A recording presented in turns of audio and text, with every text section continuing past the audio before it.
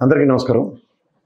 40 ఏళ్ల అపార అనుభవం ఉన్న 40 ఏళ్ల రాజకీయ ప్రస్థానంలో 4 సార్లు ముఖ్యమంత్రి అయిన గౌరవ చంద్రబాబు నాయుడు గారికి 40 ఏళ్ల తీవ్ర సమస్యగా ఉన్న ఉద్దానం లాంటిది పరిష్కారం అన్నది ఎప్పుడైతే కనబడలేదో, పరిష్కారం అంటే శాశ్వత పరిష్కారం, ఏదో 2-3 అద్దె కొంపల్లోనూ లేదా చిన్న చిన్న షెడ్లోనూ డయాలసిస్ సెంటర్లు పెట్టడం కాదు.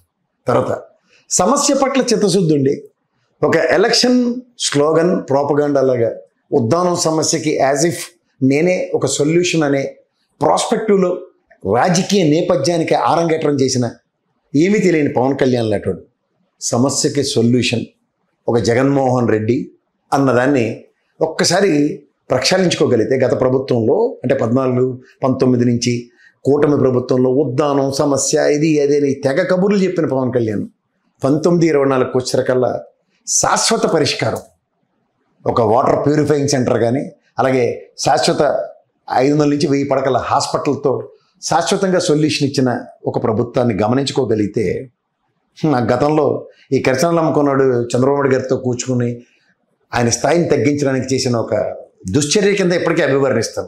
ఎందుకంటే వీళ్ళు ఈ పచ్చలోడు ఈ కిరసనాలుడు గతంలో మహానుభావుడైన రామారావు గారికి మడతెట్టిన దాంట్లో వీళ్ళేం తీసిపోరు. చంద్రబాబు గారికి కూడా ఇదే విధంగా గోతులు తవ్వుతున్నారని ఖచ్చితంగా డంకాపలాస్గా చెప్పచ్చు. ఎందుకంటే ఒక చరిత్రలో వీళ్ళు తెలివితేట ఎలా ఉంటాడు కిరసనాలుడివి, రామారావు గారు పేరు పెట్టేసి తీసి ఆరోగ్యశ్రీ తీసేస్తేనే సరిపోతుంది అన్నదానికి పేరు మార్చే ఆలోచనలో ఉన్నాను అని లేనిపోని పనికిమాలిన ఐడియాలు ఇచ్చిన ఆ కిరసనాలుడు ఇంటర్వ్యూ చూస్తే ఆరోగ్యశ్రీ ఇలా మీరు ఎన్టీఆర్ ఆరోగ్యశ్రీ అని పెట్టండి, లేకపోతే ఇంకేదైనా పెట్టండి, ఒక 2 దశాబ్దాల పైచిలుక ప్రజల పరిరక్షణ జరుగుతున్న దానికి ఈ రోజుకి కూడా మహానుభావుడు పేరు స్మరించుకోకుండా ఆరోగ్యశ్రీ అంటే వైఎస్ఆర్ అన్న బ్రాండ్ని చెరపగలుగుతున్నారా? మీకు చేతనైతే ఆ కిరసనాలు రాత్రి అలా పుష్ప సినిమా చూసుకోమనండి, చేత్తో చెల్లు మనం కొట్టుకుంటాడు లాస్ట్కి. అలా ఇన్ని లెంపకాయలు కొట్టుకుంటే నీకు అర్థమవుతుంది బ్రాండ్ అంటే ఏంటన్నది. ఎందుకు చెప్పాలంటే ఆ భాషలో చెప్తే నీకు కొంత అర్థం అవుద్దేమో. ఎందుకంటే అనవసరమైన పనికిమాలిన దీంతో ఈ ఆరోగ్యశ్రీ పథకానికి మీరు ఏమైనా అట్రాక్టివ్గా ఓ శ్రీదేవి గారి పేరు సినిమా యాక్టర్లు వాణిశ్రీ పేర్లు పెట్టమని చెప్పినా నేనైతే ఆశ్చర్యపడిన. ఎందుకంటే ఇది సాధారణంగా కిరసనాలు అమ్ముకున్నడికి బుర్ర ఏమో మోకాల్లో ఉంటుంది.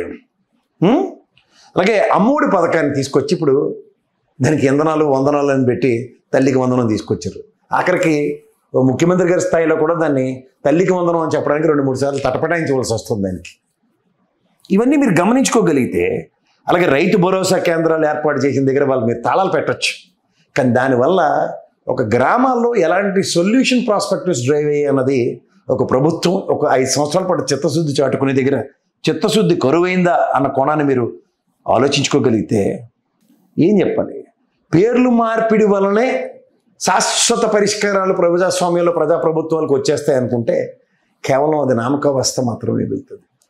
అంటే అఫ్కోర్స్ రాజశేఖర రెడ్డి గారు అంత ఔదార్యం మిగిలిన ఎవరికి లేదులేండి. మహానుభావుడు ఎన్టీఆర్ గారి పేరు పెట్టిన హెల్త్ యూనివర్సిటీకి డాక్టర్ అన్నదాన్ని యాడ్ చేసి డాక్టర్ ఎన్టీఆర్ హెల్త్ యూనివర్సిటీ అనే అంత ఔదార్యం అంత గొప్ప మనసు చాలా తక్కువ మందికి ఉంటుంది. అంచేత అలాంటి వ్యక్తుల యొక్క చరిత్ర సువర్ణాక్షరాలతో రాజకీయ ప్రస్థానంలో లిఖించబడి ఉంటాయి. ఒక రాష్ట్రానికి ముఖ్యమంత్రిగా చేసిన ఆయన టెన్యూర్ దగ్గర 6 సంవత్సరాలు అనుకోవచ్చు. కానీ 40 సంవత్సరాల పైచిలుక ప్రస్థానంలో 4 సార్లు ముఖ్యమంత్రి అయిన దానికన్నా ఆ బ్రాండే వేరు. అలా మీరు అదంతా గమనించుకోగలిగితే ఇప్పుడు మీరు పథకాలు ఎత్తేసే కార్యక్రమానికి ఏమైనా తరలేపుకుందామన్నా సరే పథకానికే లేపడానికి పథకమే లేదు మీ దగ్గర.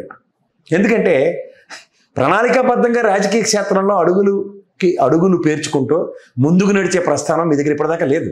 ఏ రోజైతే మీరు ఒక కొత్తతనానికి తెరలేపుతారనుకున్న దగ్గర గతంలో మహానుభావుడు రామారావు గారు ఇచ్చిన ₹2 కిలో బియ్యాన్ని ప్రజలకు దూరం చేశారు, అలాగే జనతా వస్త్రాలను దూరం చేశారు. ప్రజాస్వామ్యంలో ఒక నియమావళి ఒక నిబద్ధతతోనూ ఒక దాన్ని ఏమంటారంటే ఒక కాంక్షతో ప్రజాస్వామ్యాన్ని ప్రజల్ని ఎలా పరిరక్షించుకోవాలన్న కాంక్షతో ప్రాంతీయ పార్టీలకు స్థాపించిన నేపథ్యంలో సిద్ధాంతాలు ఆదర్శాలు ఆ భావాలతో ముందుకెళ్ళాలి ఉంటాయి. కానీ అడాప్టెడ్ సిచ్యువేషన్స్తో ఎప్పుడైతే దాన్ని నెరేటివ్స్లోకి తీసుకెళ్దాం అనుకున్న దగ్గర ఇవాళ ఉన్న ఈ చంద్రబాబు గారి తెలుగుదేశానికి కానీ మీ వెనకాల తోకలా తిరుగుతున్న హనుమంతుడి తోకలా తిరుగుతున్న పవన్ కళ్యాణ్ గారి పార్టీకి కానీ సిద్ధాంతమే లేదన్నది ఎప్పటికప్పుడు ఎస్టాబ్లిష్ అవుతూనే ఉంది. అందుకే మీరు సిద్ధాంతాలను ఇసరికల్లా మానవుడు గారు రామారావు గారి పథకాలు సంక్షేమానికి పెద్దపేట వేసిన రామారావు గారిని మాట్లాడుకుంటూనే వస్తారు. కానీ on your legacy around 4 years 4 terms మీరు లెగసీలో మీ బ్రాండ్ అంటూ ఏముందో ఒక్కటి ప్రజలకు చెప్పగలరా అన్నది ఈ రోజుకి కూడా ప్రశ్నగానే మిగిలింది. అంచేత ఒక చరిత్రలో కొన్ని అంటే ఆరోగ్యశ్రీ, ఉచిత కరెంటు, ఫీజు రీయింబర్స్మెంట్ చరిత్ర. ఈ రోజుకి కూడా రాజశేఖర రెడ్డి గారి పేరు చెప్తారు. నవరత్నాలు మీరు ఇవాళ మీరు ప్రమోట్ చేసుకుంటున్న Thalliki Vandanam, so far so called Amma Vodi, అలాగే రైతులకు మీరు ఇచ్చేది, దీనికన్నా ముందు జగన్మోహన్ రెడ్డి గారు ఇచ్చింది, ఆ పేరును కూడా మీరు ఈ రోజుకి కూడా ఏం చేయగలుగుతారు అసలు చెప్పండి. అంచేత మనం మన ప్రస్థానం రాజకీయంలో రాజకీయ చతురత ఎంతసేపు నా పదవిని నేను ఎలా అధిరోహించాలన్న కాన్సెప్ట్కి మీ చాణక్యతనం, మీ విజన్ అండ్ మీ యొక్క దృక్పథం, దానికి డెఫినెట్గా we need to take a bow for it. ఇందులో ఏ ప్రస్థానం ఏ కోణం చూసుకున్నా సరే స్వార్థ ప్రయోజనాలు తప్ప రాష్ట్ర ప్రయోజనాలు, సామాన్య మానవుడు స్థితిగతిని మెరుగుపరిచే ఔదార్యం. అంటే నేను ఒకటే చెప్తాను, మీరు సాఫ్ట్వేర్ రంగానికి పెద్ద మైలురాయి, ఒక పునాది వేశారు, ఒక బాట క్రియేట్ చేశారు. కాంట్రడిక్షన్ కన్నా సాఫ్ట్వేర్ రంగంలో ఆ చదువుకునే సామర్థ్యం ఫీజు రీయింబర్స్మెంట్ త్రూగా అన్నదానికి మహానుభావుడు రాజశేఖర రెడ్డి గారు అన్న కోణాన్ని ఎందుకు ఎస్టాబ్లిష్ చేసుకోలేకపోతున్నారు? ఎంతోమంది నా క్లాస్మేట్స్ అందరూ కూడా ఇంజనీరింగ్లో నాతో పాటు చదువుకుని రాజశేఖర రెడ్డి గారు ఇచ్చిన ఫీజు రీయింబర్స్మెంట్ ఇవాళ ఎంతమంది ఏ స్థాయిలో ఉద్యోగాలు చేస్తారో నాకు తెలుసు.